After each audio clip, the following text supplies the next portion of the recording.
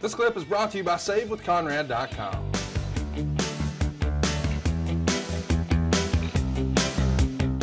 We're not done, by the way. What a card this has been. Coming up next, it's the Road Warriors teaming with Baby Doll to take on the NWA Tag Team Champions Bobby Eaton and Dennis Condrey in a steel cage match. And, of course, Jim Cornette is going to round out their six-man tag. A cage match with the Road Warriors. I can't think of much more I'd rather not do than climb in a cage with the Road Warriors in 1986. Oh, God. You want to talk about stiff? Yeah. I don't think anybody at this point had smartened him up. Yeah.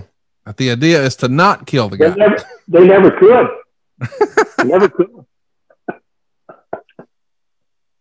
Oh. Yeah, this is something else. And the fans are just, they're doing Koloff's doing a great job. Ivan was such a pro, doing a great job of just milking the moment and, keep getting their heat. And look at fans just screaming at them and thumbs down, a couple of them flipping them the bird.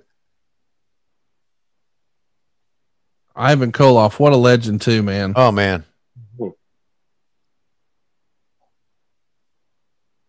What a different time. They still want to touch it, get that sweat on. Yeah, I know. Absolutely. Yeah, this was a great time. Ivan passed away a number of years ago, and a great gentleman. Oh my God, here we go. Got to track this. You've ever seen in your life, ladies and gentlemen, the tag team champions of the world, Loverboy Dennis and beautiful Bobby, the Midnight Express. And they are accompanied in the ring tonight by a man from Louisville, Kentucky, weighing in at 196 3/4 pounds, their manager and advisor, Jim Cornette.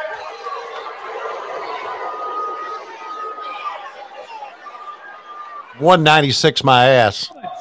From Chicago, Illinois, with a combined wrestling weight of 585 pounds, accompanied by their manager and trainer, Paul Ellering, the Legion of Doom, the Road Warriors.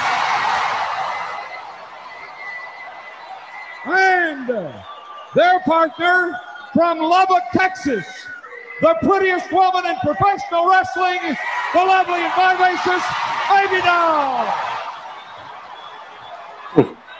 God, big reactions for everybody all around. Yeah. And Tom, you had to sell it too, man.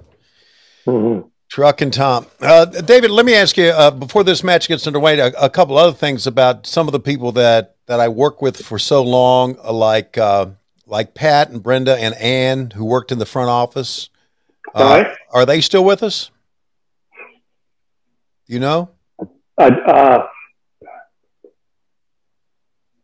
think Brenda is. Okay. I think Ann is. Okay.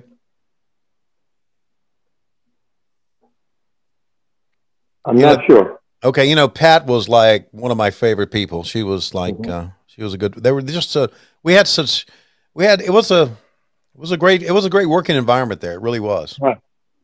Dave Johnson is still with us. David Johnson still with us. Okay. Yes, he Yeah. had a stroke, but he's still with us. Oh, Yeah. there you go. Yeah, I just I had the back office there. You had an office, Jimmy had an office, Dusty had an office, and Gene had an office, and then I shared an office with Sandy Scott in the back there, and that was always just a great place to go back and work in. Just really, really enjoyed all those people. Mm-hmm. Then we had Ike Anthony cook for us. Were you there when he was cooking? No, that was before me. All right. But the kitchen was there, obviously. But I knew Ike had cooked because you guys, he cooked for you guys every day, right?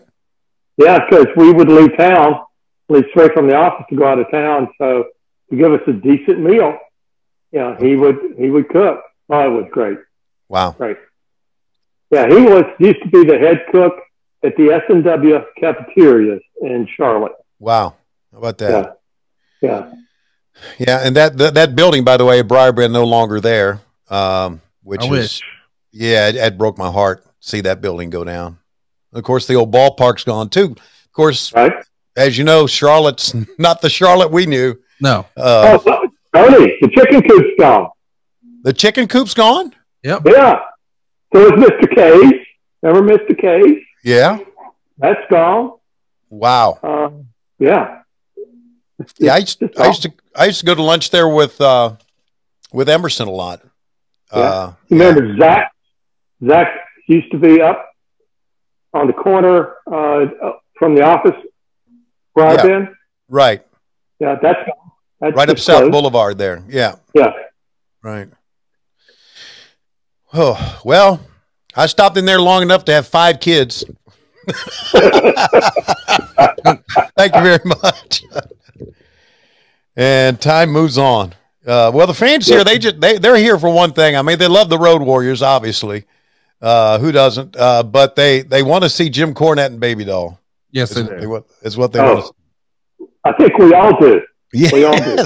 Yes, I think we all did. Because Jim did such a wonderful job of building this up, building this whole thing up. Yeah. Conrad, did you see Big Bubba at ringside? I didn't notice he was here or not. No, I don't see him out there. Huh, that's interesting. Hey, I do want to ask, this is obviously 86 is the year of the Rock and Roll Express, but man, there was even a phrase in the business, the Road Warrior Pop, and what an ovation they got. David, if you had to guess, do you still think the Road Warriors were as popular, or at this point had the the Rock and Roll Express passed them in popularity in 86? Different crowd, different audience. Rock and Roll Express was teeny boppers, young kids, the tweens, I guess you might say. Yeah. The Road Warriors were older teenagers, middle America, people that just want to see somebody get the hell beat out of them. Yeah, that's the Road Warriors. They don't have real long matches because they can't do it. They blow up. But yeah. Yes. Well, that's why they're over, right? They're over not only because they're jacked up and they've got a cool look with the face paint and the hair and the shoulder pads, but they're going to come kick somebody's ass in 2 or 3 minutes and we're done. Well, you think about it, their debut was on TBS. Their matches were 30 seconds maybe, and they would just kill somebody. And that was their claim to fame. And everybody bought it. I mean, definitely snug. 2 different types of workers there. Right. Midnight Express and the Road Warriors. You got Bobby. He's such an easy one. Hey, Conrad, give us a time cue here. Sure. I'm at 2 minutes, 5 seconds, 21, 22, 23, 24. Okay. I said 2 minutes, but I meant 2 hours. 2 hours, fine. There you go. Just want to make sure we were on the same page here. This match is going to go 9 minutes and 23 seconds. Of course, the Road Warriors and Baby Doll are going to come out victorious. And then we've got a 21-minute and change main event, which is still yet to come. Dusty Rhodes is going to be challenging for the NWA World title. Ric Flair, of course, trying to defend here in Greensboro, the home of Starrcade. Mm-hmm. There's been a lot discussed about that over the years, David, but a lot of people feel like Starrcade was never the same when it left Greensboro. Would you agree? Yes. Yes, I would. No question. No question. I mean, we did try to do the double deal, Atlanta and Greensboro at the same time. Technically, that was challenging. But Greensboro brought us to the dance, as Dusty would say. Why try to change your partner, when it works? We could announce at intermission tickets go on sale for the next Starrcade, and you would have people buying them, not even knowing what match there was going to be. Right. They just knew it was going to be good. Right. I felt the same way, and I felt that, it goes down to, and I get it, and I guess I get it. You got to get excited about saving people all those dollars. They can limousine ride and jet fly now with that extra cash. and they can style and profile with a quick 10-minute phone call right now to 425-0105. That's 425-0105. Woo! SaveWithConrad.com. I mean, we wanted to become a national company, so putting a Starrcade in like Chicago would put us in the eyes of people a national company. But you think about it, Greensboro's your home. You're going to draw. You're going to have a good fan base there. You're going to have a lot of people. You don't have to travel that far. Business-wise, to me, it always made sense to stay in Greensboro. Well, but if you're trying to compete with Vince, just to play devil's advocate, you do probably want to try to run some bigger towns. And although it wasn't necessarily the A building, I mean, it was a big old crowd in Chicago, but yeah, of course, with things going down the way it did and the creation of Survivor Series and Vince's power play, that's probably the beginning of the end. Yeah. Yeah. Well, that's going to come up later. But this was such a spectacular venue. And, have you seen the building? I know it's since this time it's been remodeled. They even didn't they add another deck to this Coliseum, David? Yeah, it's 21,000 seats, I think, or more. Right, I think it was 15 back then. So they added like I don't know, like 6,000 or 7,000 seats. Yeah, they blew the top off and just went straight up. Right. Of course, this was always known too as the home of the ACC basketball tournament forever and ever and ever. Until 1976, when they moved the ACC basketball tournament to the Cap Center, Landover, Maryland. They keep going back to Greensboro for that. Let's track it. A knee drop off the top of the cage. I can't imagine how bad that hurt Bobby's knees. Man, I don't know that I've ever seen that. Jim Cornette, the match in Atlanta, the ladder scaffold match. Yep. Cornette blew his knees out when he hit. Oh, yeah. Blew both his knees out. I was right there, buddy. Big Bubba didn't catch him. And Dennis Condrey thought he won it. But, of course, oh, man. What a great team. What a great heel team.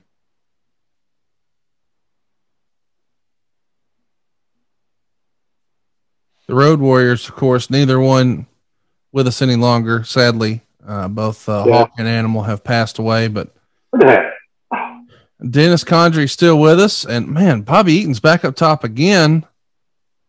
God, he's on top of the cage more than Jimmy Snuka here. Yeah, Bobby man. Eaton, unfortunately, lost his wife just a few weeks ago as we're recording this. Donna Eaton having passed away. And man, they were one of those rare wrestling marriages that seemed like they'd been married forever.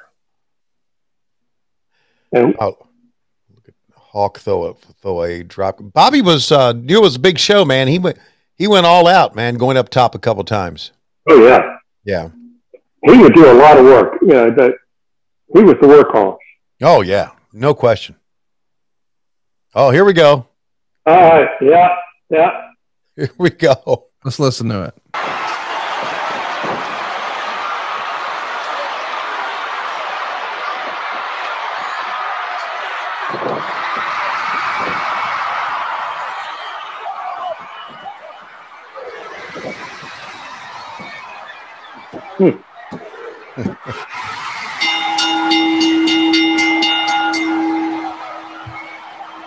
My goodness, was Baby Doll over or what? She could do so little and get so much. The crowd was all over it.